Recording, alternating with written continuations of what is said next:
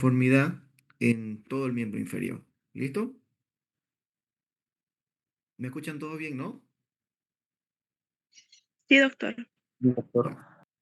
Entonces, primeramente vamos a comenzar con el tema de lo que vendría a ser anatomía del pie. Tomar en cuenta que el pie se va a dividir en tres, ¿ya? Y un pie normal, ¿cierto? Entonces, comenzamos con lo que vendría a ser el antepié, el medio pie y el retropié. El antepié va a estar formado por lo que vendría a ser los huesos del metatarso y los huesos de la falange. El medio pie va a estar formado por los huesos del tarso o los huesos naviculares. Y por último, el retropié va a estar formado por lo que vendría a ser el astragalado y el calcáneo en la parte posterior. Entonces, eso vendría a ser el esqueleto normal del pie, ¿ya? Ahora, tomando en cuenta las anomalías o deformidades que podamos tener, van a tomarse en cuenta que vamos a tomar desde un pie normal que hemos visto anteriormente hasta un pie con mucha deformidad. Ejemplo, tenemos el pie cabo en la mano izquierda, en el superior, tenemos al pie equino, tenemos al pie Aquiles calvaneus, tenemos también al pie Aquiles valgus, tenemos al pie que al que vamos a hablar ahora, que es el pie Aquiles valgus lateral, ¿ya? También tenemos al talus calcus cabus. Un ratico, vamos a hacer que ingresen todos sus compañeros.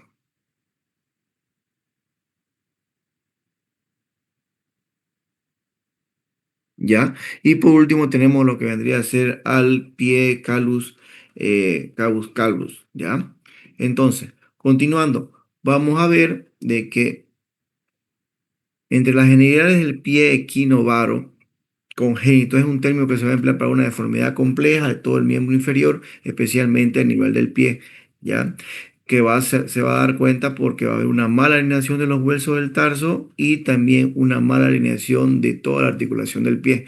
Esto va a estar acompañado siempre por ligeras contracturas musculares y ligamentarias. El pie equino varo congénito, lo podemos encontrar o lo podemos ver con diferentes tipos de nombres, como por ejemplo Thales foot, pie sambo, pie torto, pie bot o pie foot, dependiendo del lugar donde lo podamos encontrar o dependiendo del lugar donde lo estén estudiando, se van a encontrar con diferentes nombres, ¿ya?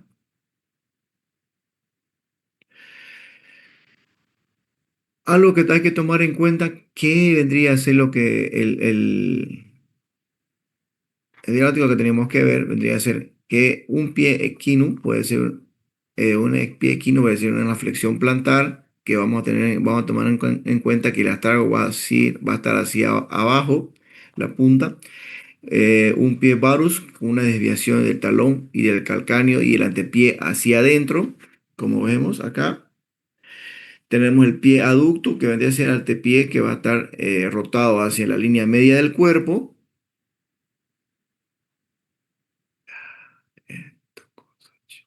¿Ya? Y tenemos el pie supino, el cual sería, vamos a encontrar al pie que va a estar descansando sobre el lado externo en rotación externa, en rotación hacia adentro y hacia arriba.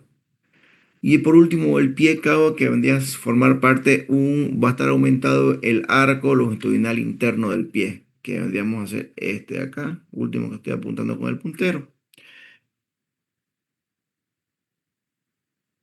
Según también anatomía, tenemos un gráfico en el cual van a darse cuenta cómo vendría a ser la deformidad que vamos a encontrar aquí entre un pie normal y un pie con la patología, con la deformidad. En este caso, en la parte del gráfico del lado izquierdo, van a darse cuenta de que el hueso navicular van a estar centrados a nivel del pie, ¿ya? La posición donde esté el astrálago vendría a ser muy importante para hacer un pie normal o un pie patológico, ¿ya? Y también lo que vendría a ser el calcáneo. Entonces, en el gráfico del lado derecho, ustedes van a darse cuenta de toda la deformidad que se ha formado con los huesos del tarso y especialmente el hueso el calcáneo y el astrálago que van a estar totalmente girados hacia medial, ¿ya? Dependiendo de la deformidad, vamos a encontrar si va a estar en cabo, si va a estar en varo, si va a estar en valgo, o si el pie va a estar esquino, o si el pie va a tener todo ese tipo de deformidades. ¿Hasta ahí están entendiendo? Es un poquito complicado, pero hay que más o menos tomar atención a la clase, ¿ya? Entonces, como vemos aquí en el gráfico y en la imagen del pie, vemos un pie que, por un lado, está con su rotación interna, que está con su rotación en varo, o ya que tiene un pie cabo, ya, y que tiene un pie equino, ya. Entonces, esas son deformidades que se van a ir formando dependiendo de la mecánica, ya. Según la epidemiología, esta vendría a ser una deformidad congénita, la más común de ellas, ya. También va a ser más frecuente en el sexo varones, uno de dos. En el factor hereditario, dependiendo de la raza, se dice que también es importante tomar en cuenta eso. Y el 50% vendría a ser de todos los pacientes que tengan esta deformidad, vendría a ser bilateral. Y cuando solamente es unilateral, vendría a tomar en cuenta el pie derecho. Uno a dos de 1000 nacidos vivos van a estar asociados a otras patologías, a otras deformidades como la gripodisprosis, o el síndrome de Stringer o de bandas constructoras, con la displasia de Stronach o síndrome de Fringe, o también lo que vendría a ser el síndrome de Mobius, que vendrían a estar asociados a lo que vendría a ser un pie sambo o un pie bot, ¿ya? La etiología puede ser multifactorial porque tomamos en cuenta la etiología mecánica, la etiología genética, la determinación del desarrollo, dependiendo de en cuándo esté el desarrollo en el útero, algunas malformaciones neuromusculares que puedan tener y la fibrosis retráctil que puedan tener también, dependiendo del nacimiento del niño, ¿no? Ahora, hay que tomar en cuenta que la anatomía patológica osteoarticular de las partes delgadas van a estar deformadas y van a estar alteradas, tomando en cuenta que los huesos del tarso vendrían a ser el astargo, el calcáneo, el escafoide, el cuboide y los huesos del metatarsiano van a estar deformados todos, van a tener una deformidad en la cual para un tratamiento tendríamos que alinear toda esta alineación, como dije anteriormente, desde la anatomía normal, desde un antepié, medio pie, retropié, con una buena alineación.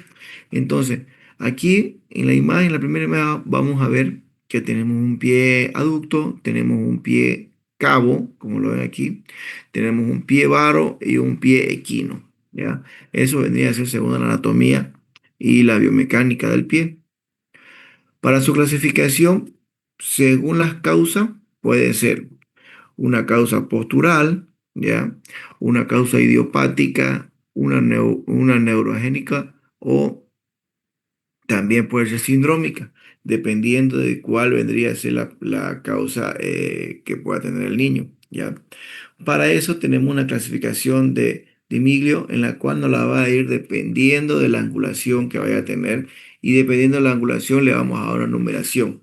Desde un grado uno que es el -5, que vendría a ser el benigno, al grado 2 que vendría a ser entre 5 a 10 puntos, que se le puede colocar un grado moderado, el grado 3 en un grado severo de 10 a 15 puntos y un grado muy severo entre más de 15 puntos. Estos grados los vamos a sacar dependiendo de la angulación que le vayamos a dar desde el equino y desde las rotaciones en un plano sagital, rotación del talón, o un plano horizontal, vamos a ver desde un pie normal hasta un pie en varo, ¿ya? Como vemos aquí en la imagen, vamos a ver un pie bien varo, miren, con su rotación externa, con su supinación más. ¿Lo ven? Este es el primerito. Y de aquí vamos a tener que sacar el porcentaje de cada uno de ellos. Estos estudios, esta clasificación, más que todo se la da sin radiografía, todo vendría a ser clínico, sacándole las angulaciones que podamos tener. ¿Ya? En algunos casos tomamos las radiografías, pero es para tomar en cuenta la angulación que puede hacer que tenga el astralo con el calcáneo. En este caso, en un pie en AP, una proyección AP, vamos a darnos cuenta que en un pie normal vamos a tener una cierta angulación metatarso falángica y una metatarso calcánea o astralocalcánea, en la cual nos va a dar la astralocalcánea entre 20 y 50 grados de normal, y desde el primer metatarso al astrago entre 0 al 20 grados. Hay que tomar en cuenta esto, que en una proyección con un pie deforme tenemos, tenemos que tomar en cuenta la misma desviación que vamos a tener en una vista AP, tomando en cuenta los mismos ángulos que vamos a ver, ¿no? Y para ver si excede o no excede de lo normal a lo severo. Para el tratamiento de esto hay que tomar en cuenta siempre que al paciente se lo mide desde el momento del nacimiento. Desde el tercer día de nacimiento ya el tratamiento ortopédico puede ser seriado con el uso de yeso y los cambios de yeso cada semana. En algunos casos se pueden hacer osteotomías percutáneas del tendón de Aquiles por la gran deformidad que tiene y la gran contractilidad y ligamentaria que va a tener el pie, ¿ya? A las 3 o 6 semanas podemos utilizar también órtesis de Dennis Brown, también, que son las bilaterales y de Spine, en la cual vendrían a ser unilaterales dependiendo del pie. La vigilancia de estos pacientes son con el tratamiento con los yesos seriados hasta los 2 años. Rara vez son hay recidiva, o sea, vuelven a salir o vuelven a deformarse, y la reaparición del pie equinovaro supino se procederá a la manipulación con menores de 2 años. Si la edad es comprendida entre 2 a 6 años, con la supinación mediante la tracción puede llevar tenemos a realizar unas osteotomías en la tercera cuña, que eso también ya vendría a ser un tratamiento quirúrgico. Entonces, paciente a los 6 años vamos a encontrar una liberación de las partes blandas, solamente liberación de partes blandas para un pie deforme. Pacientes de entre 7 a 12 años, un acortamiento de la columna interna más liberación de las partes blandas medial más artrotomía amplia de todo el pie. Y a partir de los 12 años, lo único que podemos hacer vendría a ser las artrodesis, que vendría a ser las fusiones de las articulaciones del pie, con algunas correcciones variadas dependiendo del tiempo, ¿ya? Entonces, tomando en cuenta el tratamiento conservador o tratamiento ortopédico, tomando en cuenta, vemos de que para comenzar a hacer el tratamiento, vamos a hacer cambio de yeso entre 1 a 2 semanas, seriado, número más o menos entre 4 a 6 yesos, dependiendo de la deformidad que tenga. Y los yesos siempre, pero siempre tienen que ser curopédicos, hacia arriba. Yo sé que para el niño va a ser muy demandante, muy molesto, pero como ven en las imágenes del lado izquierdo, se van a dar cuenta de cómo se hacemos los yesos dependiendo de la deformidad que tenga, ¿ya? En algunos casos se necesitan hacer osteotomías del Aquiles, que esto varía entre 60 y 70% de los casos, ¿ya? Y en algunos podemos tomar en cuenta también aumentar el tiempo del yeso, ¿ya? Todo depende de la misma deformidad que tenga el paciente. Por ejemplo, aquí en esto donde veo el puntero, se van a dar cuenta que aquí se realizaron Vaya fuera, Polo. tenotomías del tendón de Aquiles para Polo, que Polo. la misma contracción muscular o tendinosa que tenga relaje para poder realizar una buena reducción y al uso de los yesos seriados. ¿Alguna pregunta que tengan por acá?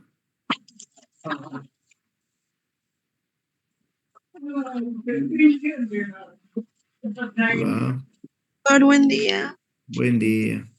Tengo una duda. En la ecografía a la mamá no se le puede observar al bebé que tenga este tipo de anomalía.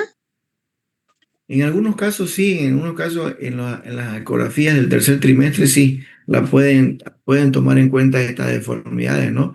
Entonces ya el paciente, el niño cuando nace ya viene ya con su deformidad, ya en algunos casos lo pueden diagnosticar antes y hay que esperar que el niño nazca nomás, ¿no? Ya, gracias, doctor. ¿Ya? ¿Alguien más? ¿Alguna pregunta? ¿Y se llega a corregir totalmente, doctor? No, ¿no? Llegan a corregir totalmente dependiendo de la desviación que tenga y dependiendo el, de que padre tenga la constancia de que el niño pueda realizar todo su tratamiento.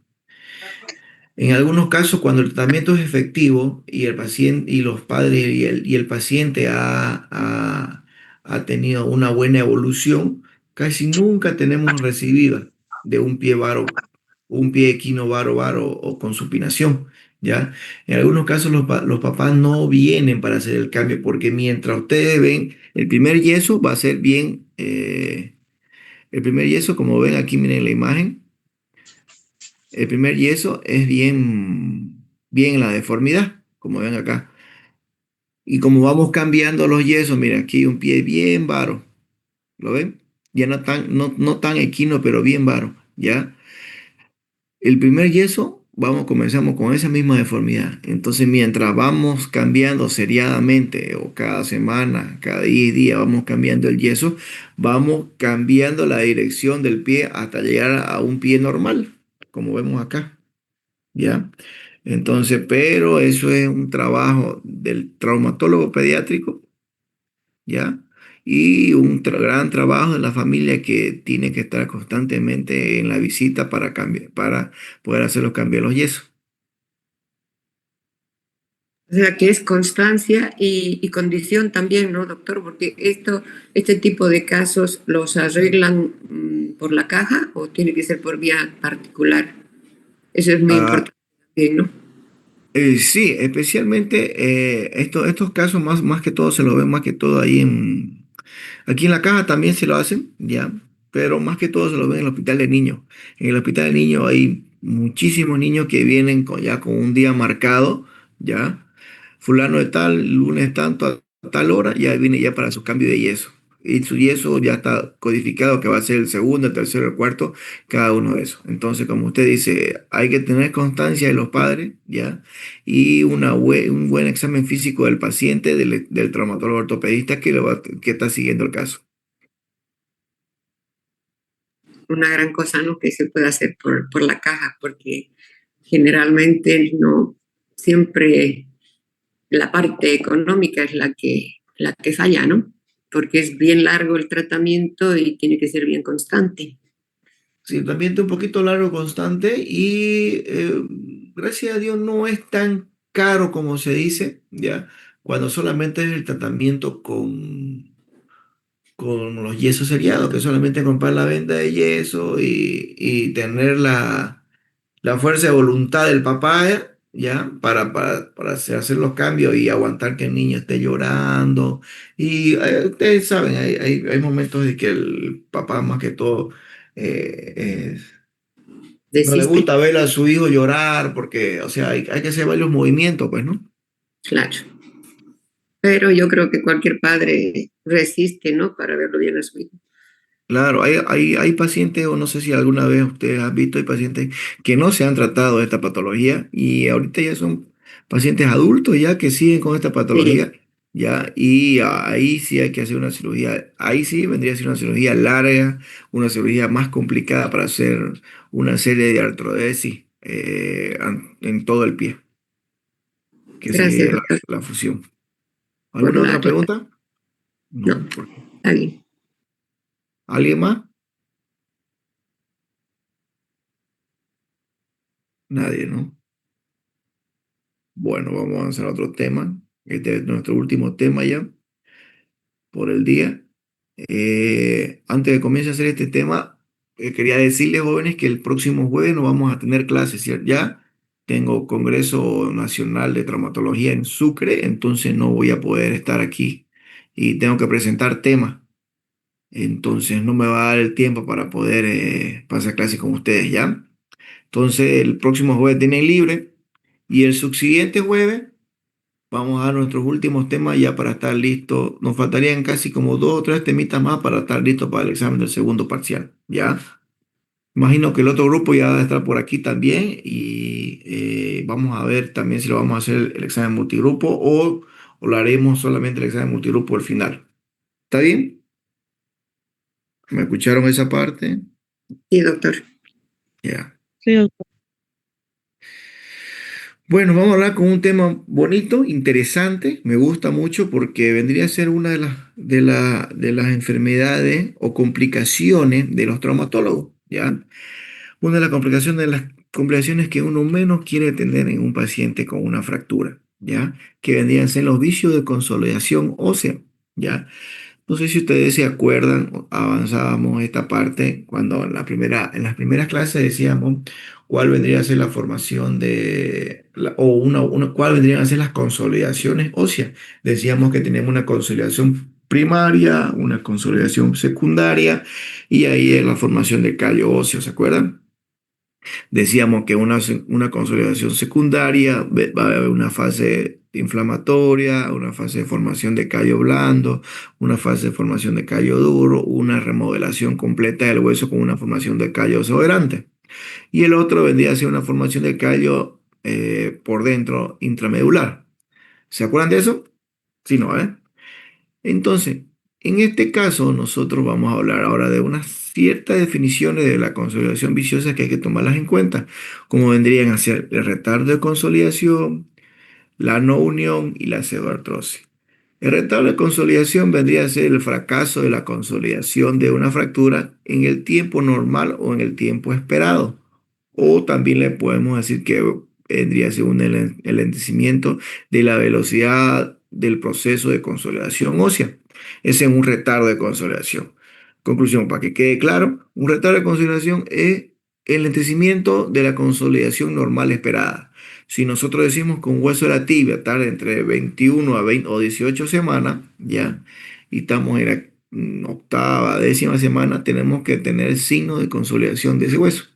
Si no hubiese, o si hubiera pocos signos de consolidación en una radiografía, entonces podemos decir de que podría ser un retardo de consolidación. La no unión vendría a ser la consolidación retardada de una fractura o el ceso de cualquier tipo de evidencia de un signo de consolidación. Si este hueso tiene, ejemplo, 5 semanas para consolidar, ¿ya? Y nosotros vemos una radiografía a la cuarta, a la quinta semana y no vemos ni un signo de consolidación, entonces hablamos hablamos de una no unión de un trazo de fractura. Y por último, la pseudoartrosis vendría a ser la formación de una falsa articulación donde exista una formación de una membrana cartilaginosa o una membrana articular recorriendo la fractura. A eso le llamamos pseudoartrosis. Entonces es la formación de una falsa articulación. En un hueso normal no vamos a contar membrana sinovial. En una fractura va a estar cubriendo con una membrana sinovial. Entonces eso llamamos una pseudoartrosis que la podemos hablar o la podemos tomar en cuenta dependiendo del tiempo. Entre 8 a 9 meses que un hueso no consolide, decimos que es una pseudoartrosis. ¿Está bien? ¿Alguien, alguna pregunta de esto? Porque aquí vamos a comenzar a avanzar y esto tienen que saberlo muy bien, ¿ya? Entonces, retardo de consolidación es cuando hay signo de consolidación, pero no es lo esperado con el tiempo que ha pasado.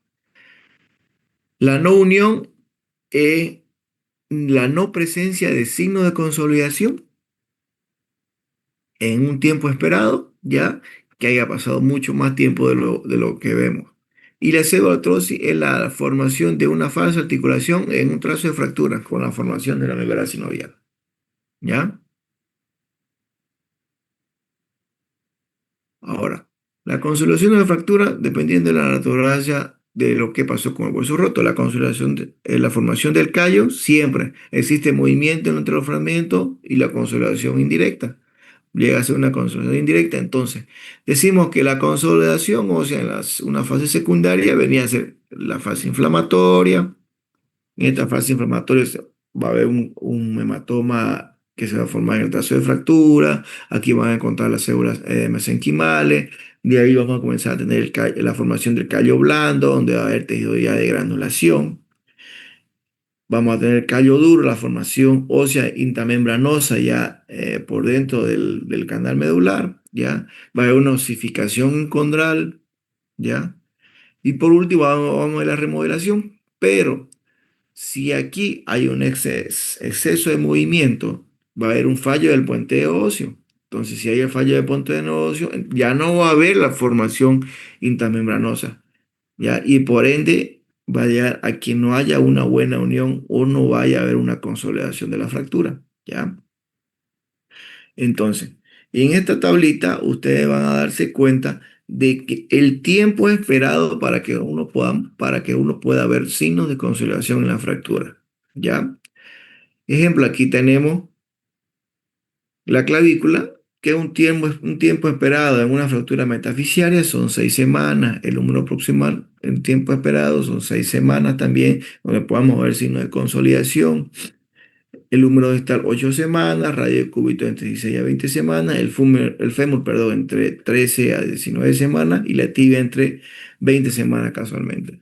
O un tiempo medio dependiendo del trazo, ya el húmero diaficiario entre 10 a 12 semanas, el cúbito proximal 6 semanas, el fémur proximal de entre 8 a 10 semanas, el fémur distal entre 14 a 16 semanas, la tibia proximal entre 8 a 10 y la tibia distal entre 8 a 10 semanas. Eso vendría a ser el tiempo de consolidación esperado más o menos de los trazos de fractura, tomando en cuenta la edad del paciente y tomando en cuenta el sexo del paciente.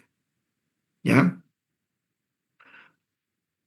Tenemos los factores de una consolidación viciosa, de una no consolidación. ¿Ya? Entre ellos tenemos la vascularización pobre biológica, la inestabilidad, la infección y pueden haber otros factores que nos puedan llevar. Ejemplo, tenemos la vascularización pobre o biológica, ya los factores biológicos pueden ser traumática y iatrogénica. La inestabilidad, colocamos un implante al hueso y hay mucha inestabilidad o la inestabilidad es inadecuada para que haya una resolución ósea del foco de fractura, como ejemplo aquí. Los procesos infecciosos también que hacen de que no haya una consolidación ósea y las otras circunstancias puede ser la edad, el sexo, la carga inapropiada, que el paciente comienza a pisar antes del tiempo esperado, la nutrición, las adicciones, las comorbilidades como fumar, el alcoholismo crónico, los pacientes adictos también son parte de una no consolidación. La clasificar, entonces de aquí vamos a hablar de la pseudoartrosis. Las pseudoartrosis las podemos clasificar dependiendo del foco, dependiendo del callo óseo o dependiendo si hay infección o no. Cuando hablamos del foco, estamos hablando si puede ser de un trazo diaficiario o metafisiario, intraarticular o intraarticular, dependiendo del supuesto callo que se está formando, que puede ser hipertrófico o atrófico, y también vemos si es que hay un proceso infeccioso séptico o es un proceso aséptico. Según la clínica, decimos que los signos más característicos vendrían a ser el dolor, la movilidad del foco fracturario. Dice el paciente: me duele, doctor, me duele mucho y siento que se mueve mi fractura. La rigidez articular en caso que sea una articulación, y vamos a encontrar hinchazón, rubor, dolor, claudicación en el paciente, movilización del implante y el callo irritado a nivel de la formación del callo. Entonces aquí vemos una clasificación dependiendo si va a ser una pseudoartrosis vascularizada o avascular. La vascularizada podemos decir que tenemos un callo o una formación hipertrófica en pata de elefante o en pezuña de caballo. Las no viables que están entre mixto, son atróficas, ya, o en punta de lápiz, y las avasculares, que son las no viables, que son las que tienen proceso necrótico o que van a tener un defecto grande del hueso. Cuando hablamos de la vascularizada, entonces, ¿qué es lo que tenemos que buscar? ¿O qué tenemos que darnos cuenta? Que la biología va a estar buena, pero le va a falta esto una estabilidad. Entonces, el tratamiento en esta pseudoartrosis, en pata de elefante y en pezuña de caballo, vendría a ser corregir la estabilidad, corregir cualquier deformidad que tenga, que exista, y no es necesario el colocado de injerto en el tratamiento. Las vasculares, hay una biología mala, el tratamiento que va a consistir en dar una buena estabilización y colocar un aporte de injerto óseo autólogo. En las vasculares nos vamos a dar cuenta que la biología va a ser mala, va a haber inestabilidad y el tratamiento va a ser darle estabilidad, aumentar el injerto óseo y reconstruir toda la parte ósea que estaba afectada. Entonces, hay que darle estabilidad, hay que mejorar la biología del hueso y hay que curar las infecciones. Eso es lo importante. Entonces, que la estabilidad la vamos a dar con la osteosíntesis con placas, los enclavados no medulares o la fijación con tutores externos. El colocado de injertos autólogos o autólogos autoinjertos de esponjosa es importante tomar en cuenta que los injertos pueden ser osteogénicos, que pueden ser de la fuente de las células madres vivas, osteoinductores, que son reclutadores de las células mesenquimales locales, o los osteoconductores, que son formaciones de andamios para el reemplazo del tejido óseo nuevo. El gol estándar de esto siempre vendría a ser en los mecánicos biológicamente. Entonces tenemos los osteogénicos que pueden ser fuentes de células vivas, los osteoconductores, los inductores reclutadores de células mesenquimales y los otros conductores que vendrían a ser la formación de andamio, ¿ya? Pueden ser por chip de tejido óseo esponjoso, pueden ser por grandes bloques bicorticales dependiendo de la necesidad que tengamos, o pueden ser por pequeños pedacitos o chip de lo que vendría a ser tejido esponjoso puro, que este último es el que más utilizamos cuando sacamos injertos de las crestas ilíacas, cuando necesitamos injertos óseos, ¿ya? Como por ejemplo hay una decorticación o, perdón, decorticación de la parte de la cresta anterior, ¿ya? O la parte de la cresta, en la espina ilíaca anterior superior, en la espina ilíaca anterior inferior, pero en la tela anterior y posterior en cada uno de ellos, ¿ya? Otro tratamiento vendría a ser la decorticación de Judet, en la cual vamos a decorticar todo el tejido óseo, ¿ya? Y vamos a colocar en el lugar donde lo vamos a necesitar. Los aportes importantes de los sustitutos óseos, siempre la hidroxiapatita, el fosfato tricálcico, factores de crecimiento y de proteína, ya que vendrían a ser importantes también cuando no tenemos el aporte de injertos óseos autólogos del mismo paciente, ¿ya? Y entre las ventajas para la formación de callos siempre van a estar los usos de tutores externos, fijadores externos o el ELISA, lo que vendría a ser el más importante. Otro tratamiento coadyuvante vendría a ser la estimulación electromagnética, que se tienen algunos buenos resultados y esto parece producir cierto tipo de efecto físico, pues, ¿no? Entonces, la curación del tratamiento de una cerotosa tiene que ser específicamente, siempre tenemos que hacerlo porque con el tratamiento para que un hueso infectado no va a curar nunca. Entonces, la formación de biofil en un tejido óseo que tenga material de osteosíntesis también es importante sacarlo para poder tener una buena curación, ¿ya? Preservar la vascularización. Cuando hagamos una osteosíntesis es importante. La vascularización viene del periósteo. Entonces, cuando nosotros hacemos la osteosíntesis y sacamos todo el periósteo del hueso, nos quedamos sin irrigación, entonces el hueso se puede morir, como vemos en esta parte, ya en esta imagen. La prevención siempre de acedotorsis es causar el mal común, ya lo menos posible tenemos que realizar daño a nivel del tejido óseo, ya de la irrigación. Hay que curar los signos clínicos radiológicos, siempre hay que tomarlo en cuenta y realizar la fijación biológica siempre es importante, ya. ¿Alguna pregunta?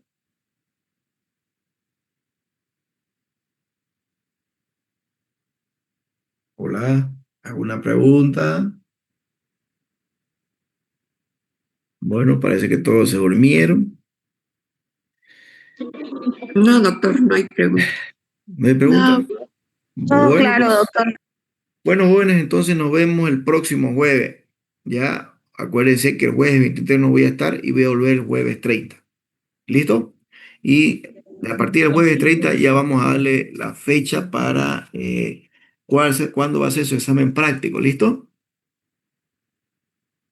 Una consulta más. ¿Hay alguien del curso que ya vaya a ser internado, que le falte esta su última materia? De verdad, sí.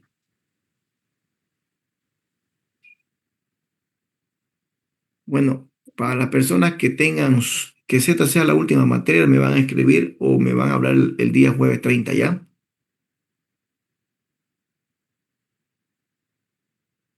Creo que ¿Listo? no hay nadie, doctor.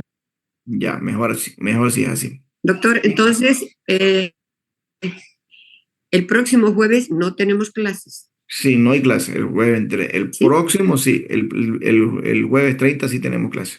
¿Ya? Sí tenemos.